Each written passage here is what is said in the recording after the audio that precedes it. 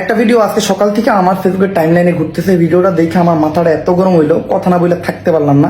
ভিডিওটা ছিল এমন, দুইটা আপু একটা রিক্সায় চড়ছে, রিক্সাওয়ালা মামা বেল্ট দিয়ে প্যান্ডা বাইন্দা, উনি সুতা দিয়ে প্যান্ডা বাইন্দা রাখছে, উনি রিক্সা অনেক কষ্ট করে টানতেছে, মেয়ে দুইটার উপরে খ্যাট করে আসতেছে আর ভিডিও করতেছে।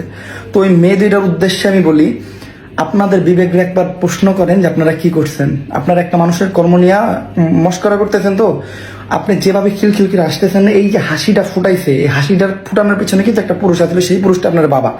আর আপনার বাবার একবার জিজ্ঞাসা করবেন যে আপনার বাবা কত কষ্ট করে আপনার মানুষ করছে। ওই রিক্সাওয়ালা মামা তো সুতা দিয়ে ওনার প্যান্ডা বাইন্ধা রাখছিল। আপনার বাবার জিগেন, আপনার বাবার হয়তো আন্ডার প্যান্ডা ফুটাই গেছে আপনার এই হাসিটা ফুটাইতে। আর আপনি খিটখিট করে আসতেছেন আর একটা পুরুষের কর্ম নিয়ে মজা করতেছেন।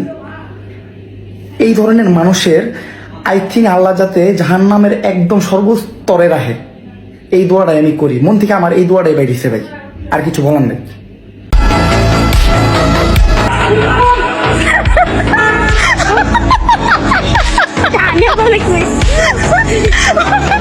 মানে উনি এখন আমাদের দুইজনের